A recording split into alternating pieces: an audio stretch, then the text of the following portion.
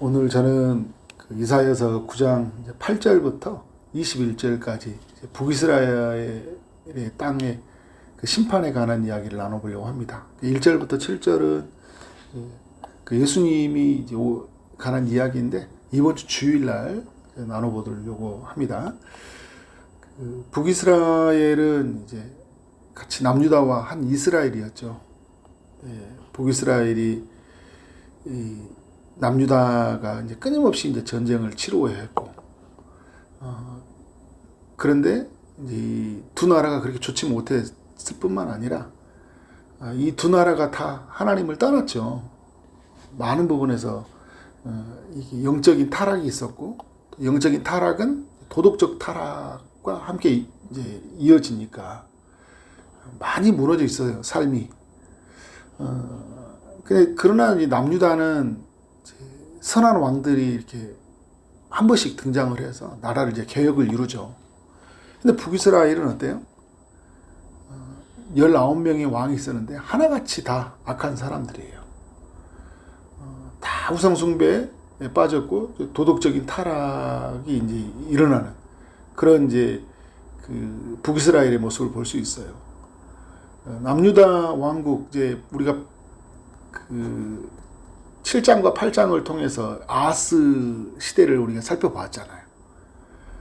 12대 왕이었는데 그때 북이스라엘에는 18번째 왕 베가라는 사람이 통치를 하고 있었어요. 북이스라엘은 19명의 왕이 있었으니까 18번째 왕이라면 이제 북이스라엘의 끝은 매우 가까이 와 있다는 걸 우리가 알 수 있죠. 그러니까 이들이 하지 말아야 될 정말 많은 일들을 했었는데 또 그 중에 하나가 아람과 같이 동맹을 맺어가지고 어떻게 해요? 남유다를 치러 왔잖아요. 이런 악한 일들을 이렇게 서슴지 않고 이렇게 죄를 지었어요. 오늘 이제 이 북이스라엘이 이제 어떻게 멸망을 당하는데 왜 멸망당하는지를 우리에게 들려주고 있는 거죠.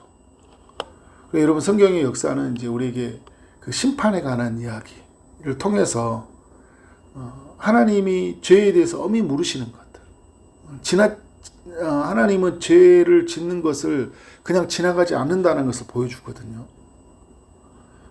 그래서 우리로 하여금 어떻게 해요?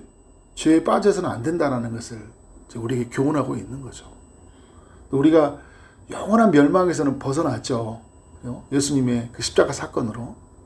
그를 믿음으로 말미암아 우리가 영원한 멸망에서 벗어났지만, 그러나 지금 우리가 이렇게 말로 행동으로 짓는 죄 주님이 그냥 지나갈까요? 아니에요, 여러분. 죄의 값을 물으셔요. 우리가 여러분 누군가를 해하고 누군가를 고통을 주면 그냥 주님이 눈 감아주는 게 아니잖아요, 그죠? 왜냐하면 죄에 빠져서 살아서는 안 되는 거예요. 왜냐하면 하나님의 자녀이기 때문에. 그래서 이렇게 살면 안 되기 때문에 죄를 이기고, 그죠? 하나님 은혜 가운데 살아가야 되기 때문에 그 죄의 문제에 대해서 하나님이 엄히 꾸짖으시고 그 죄의 값을 치르도록 하셔요. 그래서 많이 아프죠. 그래서 어떻게 다시는 죄 아래 살지 않도록 하나님 우리를 만들어 가신다라는 거예요. 그러니까 우리 북이스라엘의 이야기를 보면서 우리가 어떻게 해요? 죄의 결과는 이렇게 무서운 것이구나. 그러나 우리가 또 은혜를 누리는 건 뭐냐면 하나님의 아들이 그 모든 우리 죄의 형벌을 십자가에서 다 치르시고 오늘도 성령을 보내셔서 우리가 죄 아래 살지 않도록 그 죄의 실상이 무엇인지 알게 하시고 또 예수 그리스도의 이름을 붙들고 우리가 죄에서 승리할 수 있다라는 이 비밀의 열쇠를 알려주신 게 너무 감사하다. 그래서 우리가 주님의 이름을 붙들고 오늘 죄와 싸워서 또 이기고 승리하고 살아가야 되는 거예요. 여러분 8절의 말씀을 보니까 야곱에게 말씀을 보내시며 그것을 이스라엘에게 임하게 하셨은즉 이러면서 9절에 모든 백성 곧 에브라임과 사마리아 주민이 알 것이오늘, 그러니까 지금 북이스라엘 향해서 주는 메시지예요. 그들이 어떤 죄를 저질렀습니까? 그들이 교만하고 완악한 마음이 있었다라는 거예요. 근데 여러분 죄의 그 깊은 곳을 들어가면 그 교만한 마음이에요.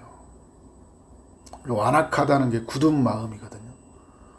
매우 교만하다는 건 뭐예요? 이제 교만하다는 것은 하나님보다 더 높아져 있으니까 완악한 마음이, 굳은 마음이라는 것은 하나님이 그의 인생 속에 어떻게 해요?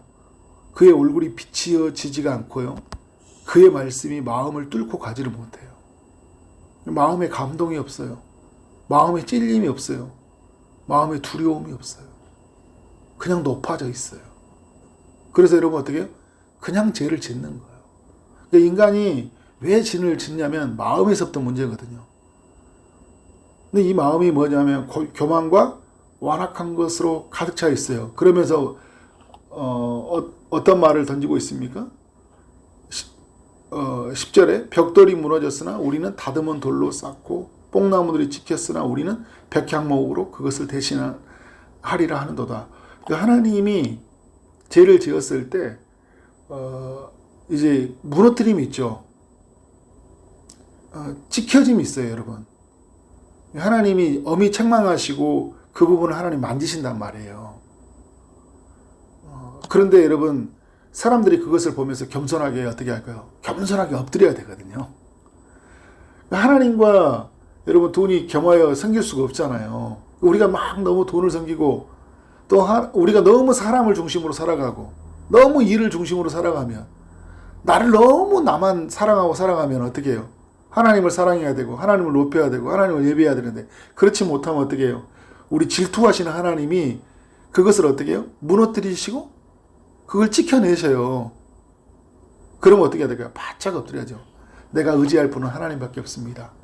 내가 예배할 이는 하나님밖에 없습니다. 내가 사랑할 이는 오직 하나님이십니다. 이런 고백이 이제 우리가 나오는 거죠.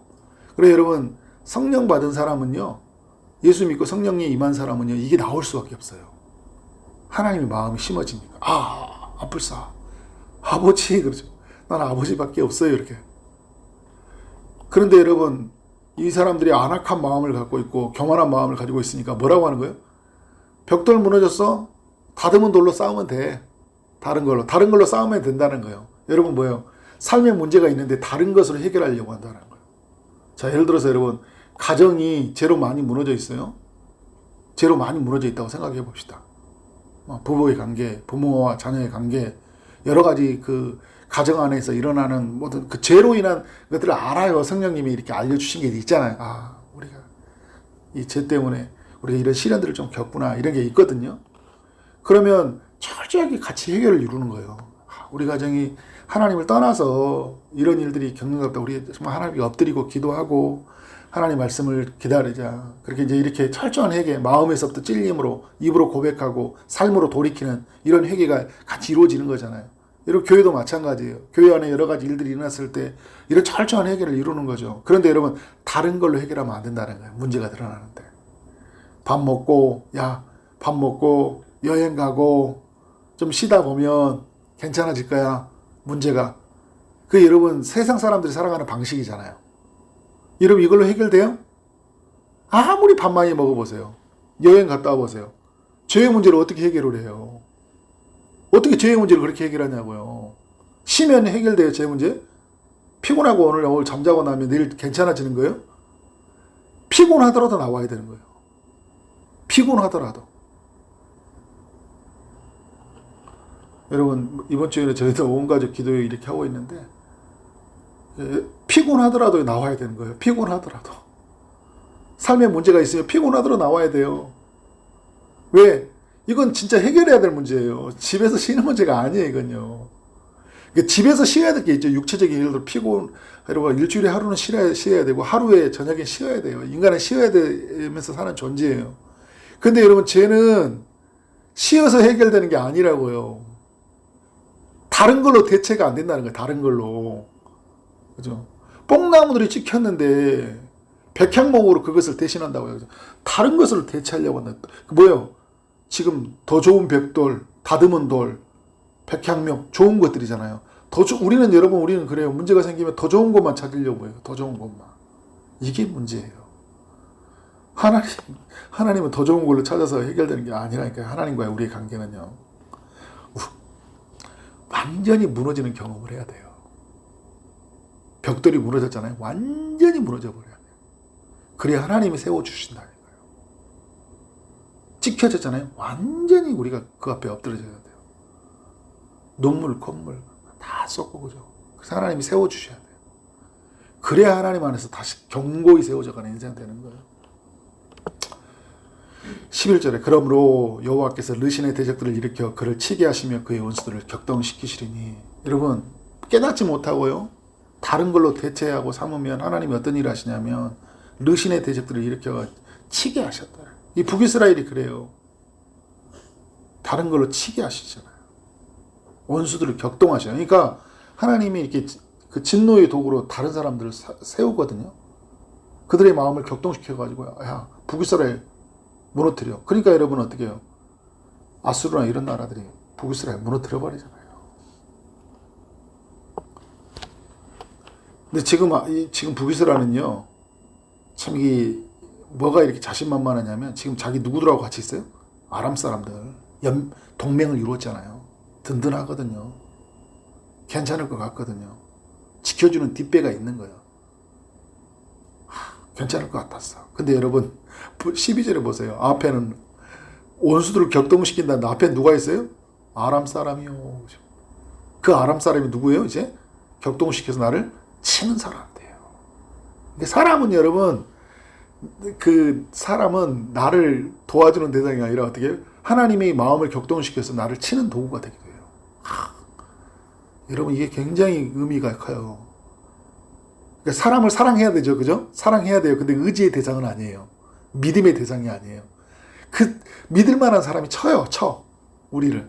근데 그 사람이 있지만 하나님이 그렇게 어떤 격동을 시켜서 친다니까요. 그러니까 여러분 우리는 어떻게 무슨 일이 생기면 바짝 엎드려져야 돼요. 사람 의지하고 사람 만나고 그죠? 더 큰 죄를 저지른다니까. 아람과 그러잖아요. 아람과 더 큰 죄를 저질러요. 그러다니까 사람이 더 큰 죄를 저지르게 해요. 근데 그 사람이 나를 돕는 사람이 아니야. 뒤에는 누가 있다고요? 블레셋 사람이라. 갑자기 그 블레셋 사람들이 힘이 많이 약해질 때예요. 지금은. 근데 그 블레셋 사람들이 또 나를 치는 거예요. 힘도 없는 사람이 막 나를 쳐. 그들이 모두 입을 벌려 뭐 한다고요? 이스라엘을 삼키리라. 근데 여러분 무서운 거에 뭔지 아세요? 그럴지라도 여호와의 진노가 돌아서지 아니하며 그의 손이 여전히 펴져 있으리라. 이 말씀이 계속 반복되죠. 그의 손이 여전히 펴져 있으리라. 이게 진노의 손이 하나님이 드는 채찍에 드는 손이 계속 펴져 있는 거예요. 무서운 거예요, 여러분. 그러니까 지금 북이스라엘 뭐 해야 돼요? 엄청 회개해야 돼요. 지금 회개해야 될 때를 모르고 다른 걸로 해결하면 안 되는 거죠. 여러분, 우리 이제 성도님들도 그렇고 병원 치료, 근본적인 문제 치료 모르고 계속 다른 것만 해결하려고 했다가 나중에 이 문제인지 알았대요. 디스크인지 모르고 다른 것만 치료했던 거 많아요, 여러분. 그러니까 죄의 문제 철저하게. 저는 이사야서가 우연이 아니라는 게 참 그런 것 같아요. 이 시대가 짓는 죄, 우리가 짓는 죄, 내가 짓는 죄 발견해야 된다. 근데 여러분 정말 어리석은 게 뭐냐면 13절이에요. 그리하여도 그 백성이 자기들을 치시는 이에게로 어떻게 한다고요? 돌아오지 아니한대요. 그러니까 계속 왜 나한테 이런 일이 일어나지? 왜 아람이 갑자기 치지? 블레셋은 뭐야? 그죠? 아수르는 뭐야? 맨날 이런 구도로 살아가는 거예요. 왜 나한테 이런 일이 일어나지? 고난이 일어나지? 아픔이 일어나지? 이런 것만 생각하는 거예요. 그게 여러분 그럴 때마다 우리 누구에게 돌아가야 돼요? 하나님께로 돌아가야 돼요. 여러분 그래서 무슨 일만 생기면 누구에게로 돌아가요? 아빠 아버지라고 하나님께 무슨 일이에요? 하나님 안에 있다 보면 그의 얼굴이 향해 주시는 그 은혜를 경험해서 그래서 우리의 그의 비침으로 우리가 제 아래에 있는 모습들이 드러나고 철저한 해결을 이루고 하나님 안에서 다시 세워진 역사가 일어나잖아요. 영적인 회복. 그래서 여러분 영적인 타락은 도덕적인 타락과 연결되어 있죠. 그럼 영적인 회복은 어디에 있어요? 도덕적인 회복과 연결되어 있어요. 우리 삶이 회복이 돼요. 여호와를 찾지 않는다 이야기하고 있어요. 그래서 하나님이 14절부터 말하는 거예요. 심판한다. 그러므로 여호와께서 하루 사이에 이스라엘 중에서 머리와 꼬리와 종려나무 가지와 갈대를 끊으시리니 무슨 말이에요? 15절에 그 머리는 장로요 존귀한 자요 그 꼬리는 거짓말을 가르치는 선지자라. 그러니까 이스라엘의 그런 뭐 장로 지도자들, 그렇게 좀 약간 귀하다고 있는 공직자들, 그죠? 말씀을 가르치는 선지자들 있죠. 잘못된 가르침을 가르치는 사람들. 회개 없이 축복만 가르치고, 그죠?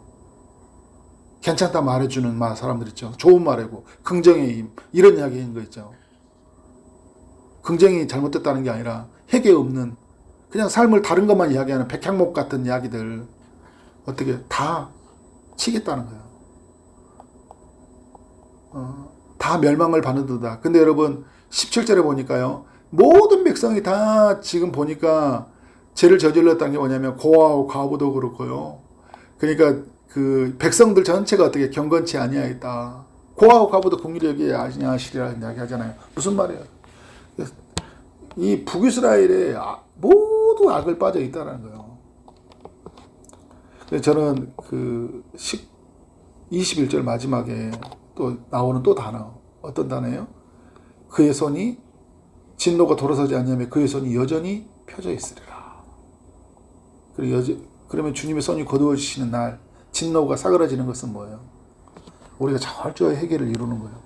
죄의 값을 치르는 거예요. 그런데 여러분, 우리가 은혜가 되는 건 뭐냐면 처음에 말했던 예수님이 십자가에서요, 우리를 위해서 죽으심으로 어떻게 해요? 하나님의 진노를 막으셨잖아요. 그죠? 진노가 돌아서지 아니하면 진노가 돌아서게 되었어요. 그의 손이 여전히 펴져 있는 것이 아니라 어떻게 그리스도의 십자가의 사건으로 손이 거두어지신 거예요. 그 채찍을 누가 맞으셨어요? 징계로 예수님이 맞으셨잖아요. 우리 이런 은혜를 받은 사람들이거든요. 그러면 이제 다시 또 죄 짓고 살아야 돼요? 안 살아야 돼요? 안 살아야 돼요. 이제 영원한 해결은 이루었지만, 그죠? 단번에 해결을, 우리는 이제 계속적으로 죄를 저지르면서 하나님께 나아가서 또 죄를 고백하고, 그죠? 다시는 주님 이제는 죄대로 살지 않고 어떻게, 무엇대로 산다고요? 말씀대로 살게요, 주님. 저 좀 살려주세요, 그랬죠? 저 좀 도와주세요.